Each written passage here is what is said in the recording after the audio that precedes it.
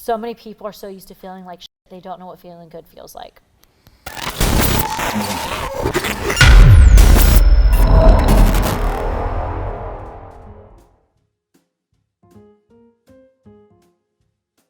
think the role of medicine should be a focus on healthcare as opposed to what we have now, which is sick care. I think that the healthcare system that we have today has a lot of benefits in the case of emergency care, the case of getting rid of a lot of diseases through the use of vaccines, specific ones. But the way that it is now is unless you're sick, they're not really going to help you. They're not really promoting health. And they only can fix it with pharmaceuticals or drugs, pharmaceuticals or surgery. And the case of it should be doctors should be promoting health in the way that you don't need to go to the doctor. But we don't have that because it's a business. So.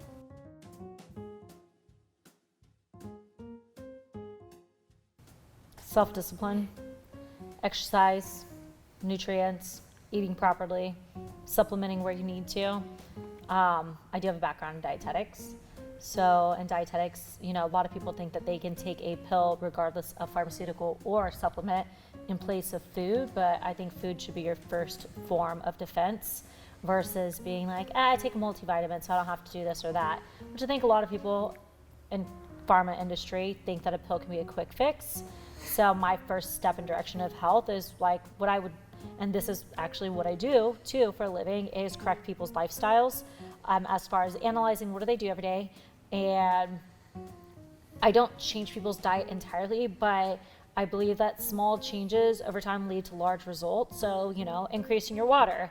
What's your breakfast? The only thing I do change for people is their breakfast, and I like people to eat eggs. They're one of the most nutrient-dense foods that you can eat, one of the most readily available proteins that your body can break down, and as we know, protein is essential for your body's performance. But as far as health, my approach is on the macronutrient level. I wish that everybody took a food microbiology class because everybody should understand that everything that goes into your mouth has a function in the body to create a chain for that chain to be complete, break off, and go to perform a function. So regardless of if it's carbs, if it's fat, if it's proteins, a well-rounded diet would be health. Obviously movement, we are animals, and for people to think that we are the only animal on this planet that can sit for 8 hours a day and not function is like ridiculous. That you need to move your body. We are animals, we need to move, we need to function, we need to sweat, we need to really get our lungs going. And if you, I was telling Chris this earlier, when you slow down, you slow down. So health to me, it starts with you. It starts with what you eat, what you consume, whether you're sitting there scrolling on social media all day or you're actually reading. A lot of people don't read, and that's, mental health, that's, your brain's strength to perform. To physical, obviously. Health starts with you. What I would say the single most important thing for medicine, for me, and something that I try to instill in a lot of my athletes and the people that I work with, is preventative medicine. You want to stop something from happening before it happens. That's the best way to stay healthy. And I think that happens with the things that you're talking about. I think you're talking reading, mental health, making sure that your brain is okay, eating. You want to be fueling your body to perform. You want to eat for a purpose. I think that's another thing too, is we're not just eating lazily, grabbing food just to eat. We're eating to train. We're eating to live. We're eating to perform at our best level. And I think, everything should have a purpose, and that's why we're here. I think all medicine is to stop. Once you're at the doctor, I think it's almost too late. You need to be proactive in preventing getting there in the first place, and that's how you stay healthy in the long term. Well, they say genetics load the gun, but lifestyle pulls the trigger.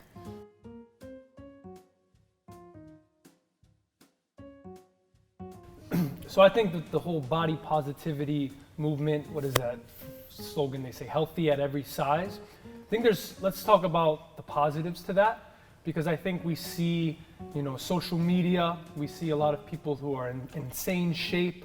We look at the movies, we look at, all the celebrities, and people want to look like that. And so because of that, if we idolize these body types, people can then go into mental health disorder of feeling inferior. Maybe they develop those unhealthy relationships towards food. Where I think the positive aspect is to be okay with your body being different than all the people that supposedly have the best physiques. We all have a different potential when it comes to our body. We all have that genetic athletic ability.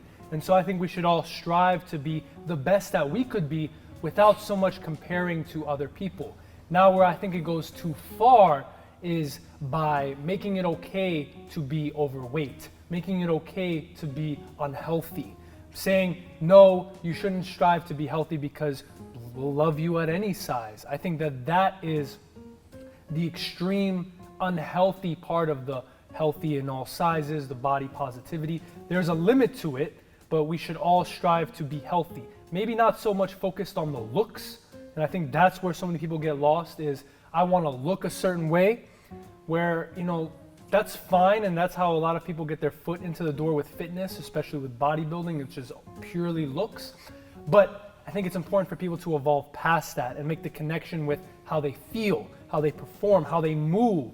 And I think that that is the next step in the evolution of, being healthy, is not being so focused on looks.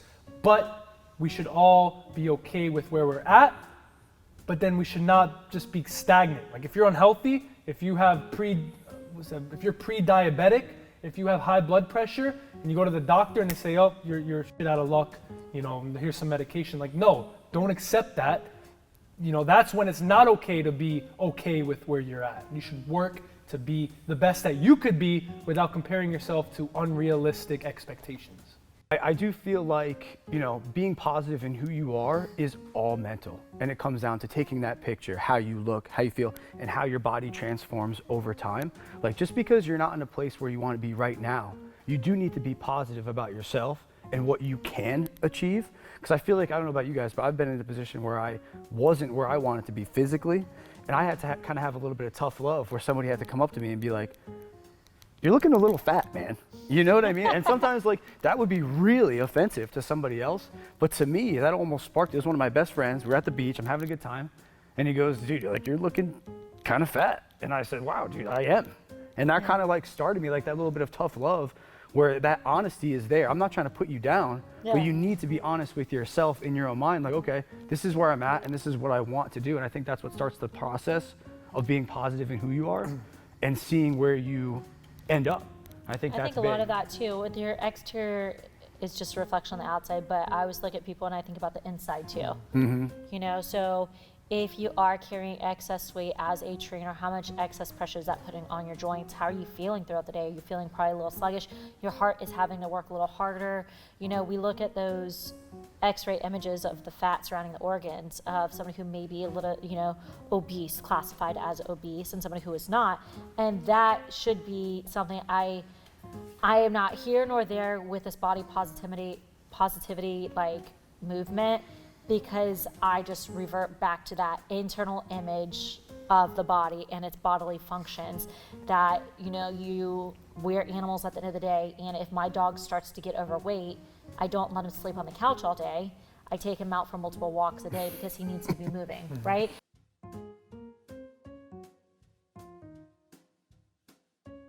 Throw away your phone. Mental health, there you go, Throw right? your phone up against the wall. I would honestly, my first goal would be to get rid of artificial flavors, sweeteners, and dyes. Get rid of your pantry.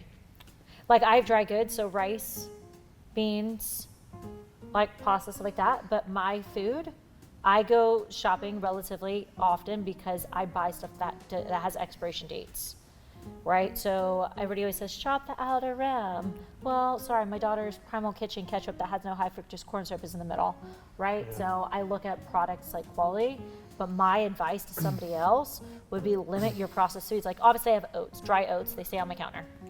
But then with my oats, I have my frozen organic blueberries, which don't have to be organic or not. It's just the fact that it's a blueberry and it is a fruit. It's where you should definitely start. And then I have eggs too. So out of my breakfast, one of those things has a shelf life, and that's your oats can obviously sit out. That's their nature. But I would encourage people to limit your processed food intake. Maybe educating people on, instead of focusing more on the numbers, because then people, 100 calories of steak is the same as 100 calories of candy, and they're just doing numbers. Instead, look more in the ingredients label. Quality. And are taught more about, okay, ingredients, stay away from the high fructose corn syrup, stay away from a lot of the things that you're putting in your body that are not nourishing you. Because I think when we get stuck on the idea of numbers for food, we lose sight that even though this food might have 1,000 calories and this food might have 1,000 calories, you eat this food, you're gonna nourish your body, you're gonna give yourself health and vitality. Where you eat this food, you're gonna take that away. Yeah. It's both 1,000 calories, and so like to some people, like yeah, calories in, calories out.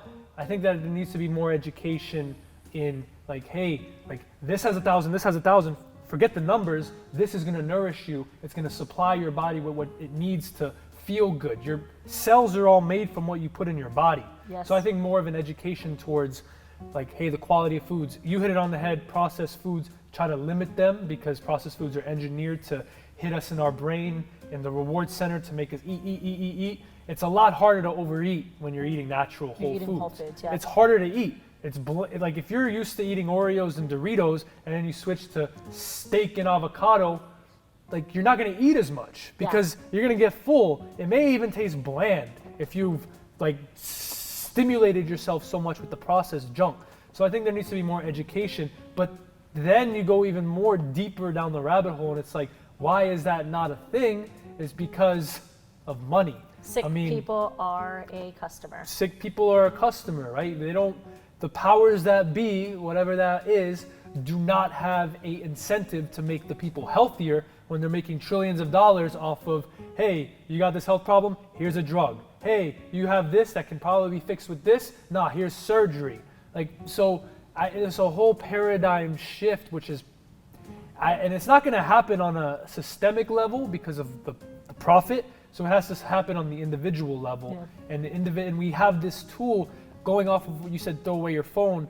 I agree to an extent of most people use it in the wrong way and use it distraction, but I try to look at it in the positive of like, hey, we have these phones, we have this technology, we can use it. Like if we are educated and we know like how the body works in health, we can use it to get that message out. But it's so true, as you said, using that, and you touched on it too, is like this whole TikTok trend, right? That like quick stimulation, and like you get this whole shortened attention span to where these kids aren't reading, and we talked about that. Reading a book, like how many people actually open a book and like read a page? Topic there too, like right? They don't have the attention span to read 10 pages because they have that TikTok.